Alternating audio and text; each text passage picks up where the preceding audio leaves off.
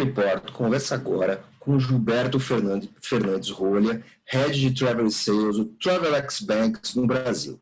Gilberto, tudo bem? Como vai? Satisfação em falar com você. Oi, André. Bom dia. A satisfação é toda minha. Fico à sua disposição. Gilberto, Travelex Bank atua no Brasil há 10 anos e foi a primeira instituição bancária autorizada a atuar exclusivamente com câmbio. E câmbio é um assunto que meio que não sai da mente dos brasileiros por causa dessa alta do dólar. E é um fenômeno que a gente quer entender, porque a gente também quer saber o que vai ocorrer no futuro, como isso vai afetar as nossas vidas, a vida das pessoas e das empresas. O que você acha dessa situação, meu caro? Olha, a situação no Brasil ela tem sido a pior performance global, tá? Carregando até então uma desvalorização desde o começo do ano de aproximadamente 40%. A grande parte disso é justificado pelo cenário local, tá? Que a gente fala de cenário local. Tem vários fatores. Então, a gente tem as dúvidas quanto aos avanços na agenda de reformas, cautela quanto ao risco fiscal, isso principalmente, né, que vai acontecer com as contas públicas, né, incertezas quanto a realmente a pandemia. Mas o que afetou, assim, no meu ponto de vista, é a taxa de juros, a Selic a 2%. Né? Então, quando o Brasil tem uma taxa Selic de 2%, não é um bom prêmio de risco para um país como o nosso. Tá? E isso afasta o capital estrangeiro. Ou seja, se é para ter um risco baixo, para ter um retorno, um prêmio, né, baixo, eu vou para outras moedas ou para outros países emergentes. Aí a gente cita o México, a Rússia e Turquia. Né? E outra coisa também que a gente percebeu é a atuação do Banco Central. Ele podia ser muito mais ativo nas intervenções, seja com swaps cambiais, ou seja com o próprio dólar à vista. Mas tem um fator aqui importante que a gente tem que comentar, que quando teve um período, não sei exatamente quando é que foi, o dólar chegou a bater 4,90. Quando bateu 4,90, o Banco Central interviu fazendo swap cambial e não à vista. E aí foram perguntar para o Banco Central, né, para o Roberto Campos, e aí estava o Paulo Guedes, o Guedes, e aí ele falou, 4,90 teto? Não é teto 4,90. Para um país que é do agronegócio, 4,90 não é teto. Aí o mercado explodiu. Aí o mercado ficou sem parâmetro. Né? Então, eu acho que assim, esses fatores como juros baixos, Selic baixo, e todos esses fatores que eu citei, esse dólar provavelmente vai continuar pressionado, não tem como, pela situação até externa, né, que a gente tem ainda eleições americanas, incentivo com a pandemia nos Estados Unidos, era para sair semana passada, não saiu, vamos ver o que acontece essa semana, as eleições já estão se aproximando, então acho que até o final do ano esse dólar continua pressionado. Esse câmbio, você acha que ele, depois desse momento, ele vai cair um pouco e se manter estável, ou ele eventualmente pode cair mais se a economia brasileira apresentar alguns sinais mais consistentes de recuperação? Olha, André, assim, eu acho um pouco difícil, não é? Porque o cenário, tanto o cenário interno como o cenário externo, ele está bem complicado. Né? Nós estamos agora vivendo, eu não sei se a gente fala esse negócio de segunda onda, no hemisfério norte, né? Inclusive já tem Itália, Espanha, França, né? Já tomando medidas de diminuir o acesso às pessoas aos restaurantes, ao trabalho, ao transporte público. Só que a gente tem uma notícia boa, que os casos estão aumentando, mas as mortes ainda não são assim tão preocupantes, né? Mas esse é um cenário que alonga um pouco mais a recuperação.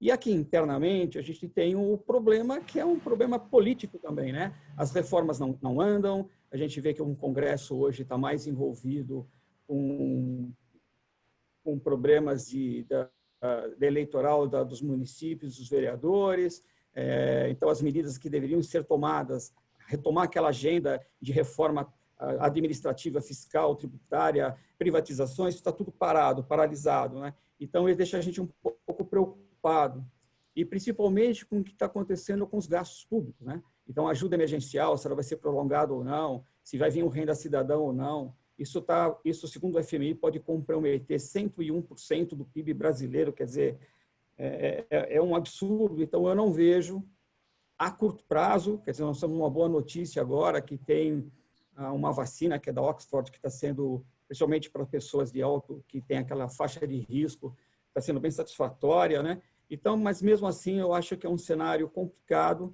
Não vejo um dólar, como alguns economistas, alguns fizeram uma projeção no final de 4,70, 4,90, eu não acho.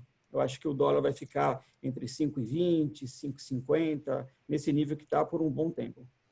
Esse cenário, pensando no seu trabalho, né, o câmbio ainda se torna, investimento em dólar ainda se torna, ainda se torna sustentável por mais algum tempo. Né? As pessoas, mesmo com o câmbio alto, ainda nesse momento vale a pena adquirir dólar.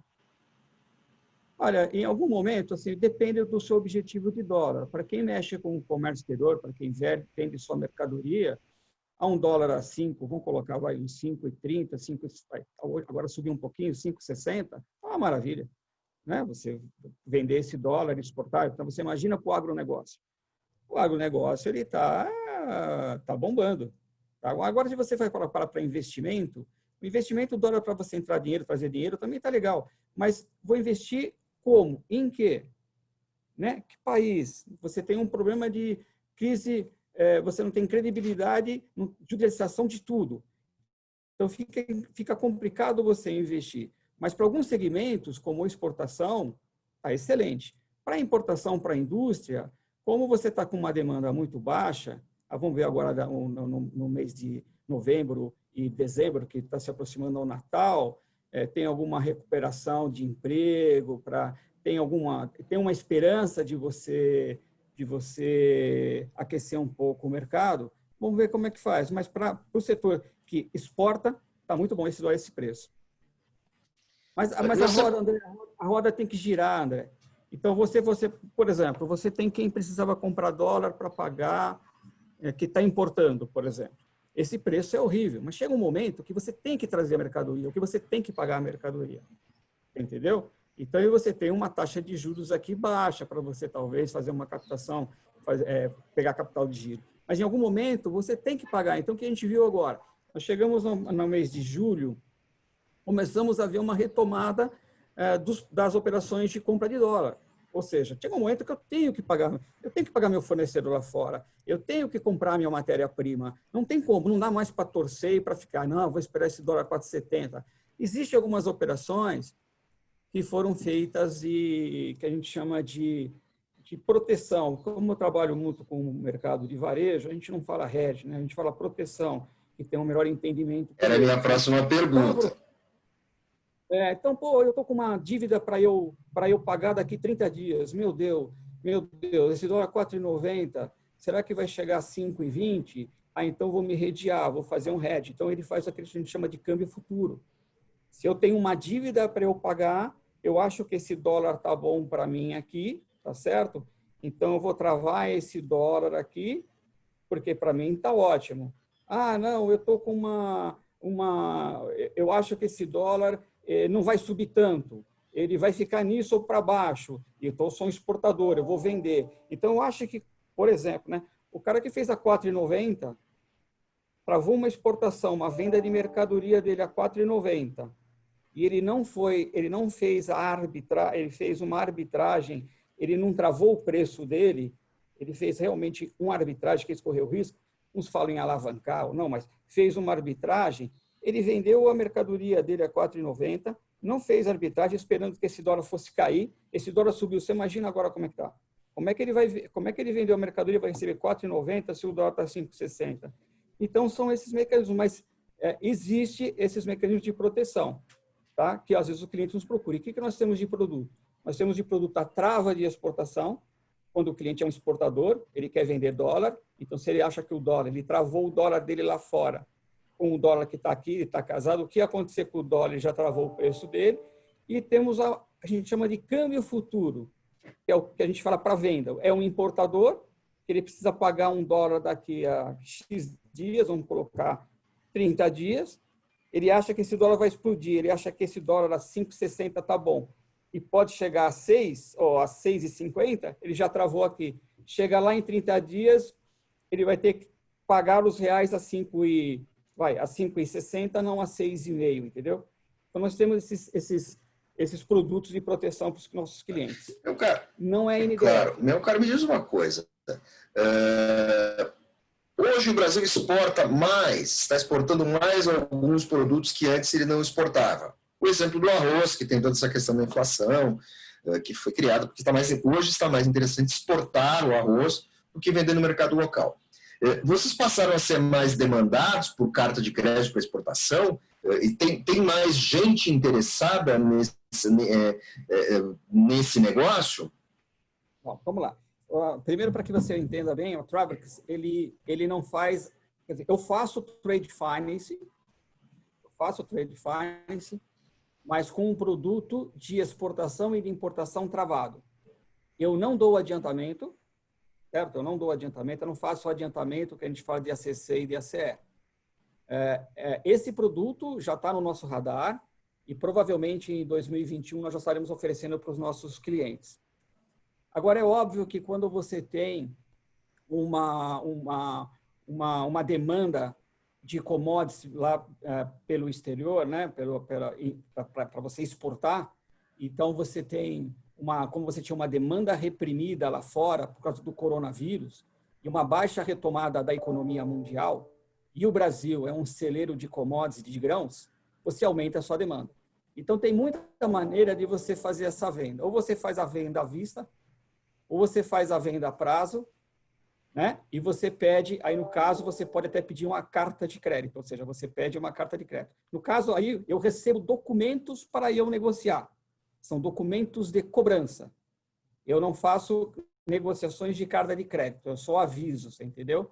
Mas é óbvio que quando você tem uma demanda e eu estou vendendo, tá? Ou eu tenho uma trading lá fora que me ajuda, ou eu faço direto através de créditos documentários. Pode ser carta de crédito, né? Pode ser cobrança, e realmente esse serviço tem aumentado. Mas eu não sou um banco para fomentar isso, eu sou mais um banco de câmbio de spot, entendeu? Você, nesse cenário instável que a gente está, a atividade de vocês, né, a atividade do banco, ela tende a crescer, em que cenário e em que panorama de dólar vocês ficariam numa situação mais cômoda que a atual? Olha, eu não tenho, porque é o seguinte, o mercado de câmbio ele é muito interessante, ele é fantástico. Eu vibro com isso. A gente passou pela crise de 2008, quando a gente falou assim, puta, 2008 acabou, não vai ter mais câmbio, né? Puta, teve aquela crise lá americana e tal, mas foi onde a gente mais, eu não trabalhava aqui, mas onde a gente fez mais câmbio, onde teve mais produtos e todos, né? O que acontece agora, assim, não é a questão da taxa. É evidente que existe um momento que você tem o cara fica absorvendo, entender o que vai fazer ou não. Não tem um patamar assim. Por exemplo, nós estamos com um dólar alto. Não estamos com um dólar alto? Estamos com um dólar alto. Travelex, no mercado primário. Então, quer dizer, eu não posso dizer assim, mas se esse dólar cair, beleza, vai incentivar o comprador de dólar, mas reprime o exportador, que é o vendedor de dólar. Então, não tem. O mercado hoje, nosso mercado está muito maduro, as empresas estão bem profissionalizadas, bem profissionais, então elas sabem lidar com isso, tomam medidas de proteção. Então, esse dólar, como esse dólar ficou alto, economia estagnada, né, parada, a Travelex conseguiu atingir, no ranking do Banco Central, você pode pesquisar, o 16º banco em fechamentos de câmbio no mercado primário. Caro, muito obrigado. Money Report conversou agora com Gilberto Fernandes Rolha, Head de Travel Sales do Travelex Bank, Travelex Bank no Brasil. Gilberto, muito obrigado. Eu que te agradeço essa oportunidade e fico aqui sempre à disposição de vocês.